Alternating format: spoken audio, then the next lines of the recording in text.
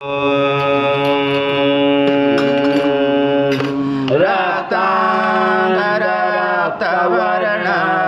पद्मनेत्र सुहास्यवदन कंठाटोपी श्रमाला दंडकमंडलोदर कट्यांतरशत त्रैगुण्यरहित त्रैलोक्यपालक विश्वनायक भक्तवत्सल कलियुगे श्री स्वामी समर्थ अवतार धारक पाहि मां ब्रह्मानंद परम सुखद केवलं ज्ञानमूर्ति द्वन्द्वातीतं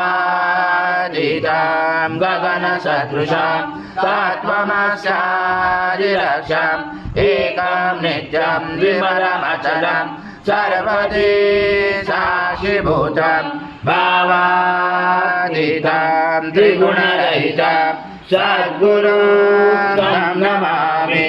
गुरुर्ब्रह्मा गुरुर्विष्णु गुरुर्देवो महेश्वरः गुरु साक्षात् परब्रह्म तस्मै श्री गुरवे नमः।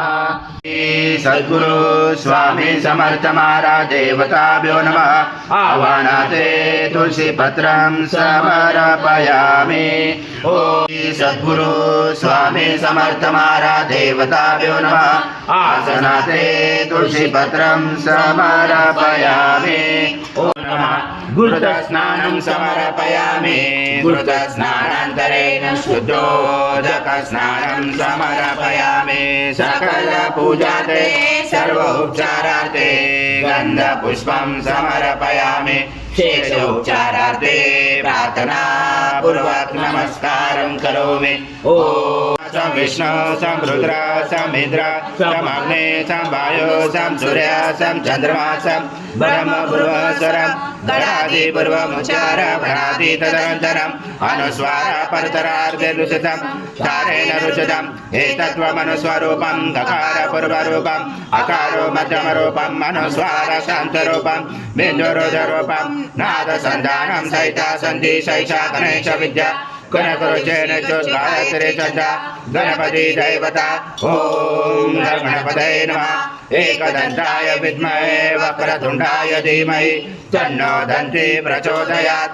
ओम पूर्णब्रह्माय विद्महे परमहंसाय धीमहि तन्नं स्वामी प्रचोदयात्। श्री सद्गुरु स्वामी समर्थ महाराज देवताभ्यो नमः। मंत्र पुष्पांजलि समर्पयामि। सद्गुरु स्वामी समर्थ महाराज देवताभ्यो नमः। प्रार्थना पूर्वक नमस्कारं करोमि। हरि ओम तत्सत् हरि ओम तत्सत् हरि ओम तत्सत्। स्वामी समर्थ महाराज श्री स्वामी समर्थ जय जय स्वामी समर्थ श्री स्वामी समर्थ जय जय स्वामी समर्थ महाराज श्री स्वामी समर्थ जय जय स्वामी समर्थ श्री स्वामी समर्थ जय जय स्वामी समर्थ महाराज श्री स्वामी समर्थ।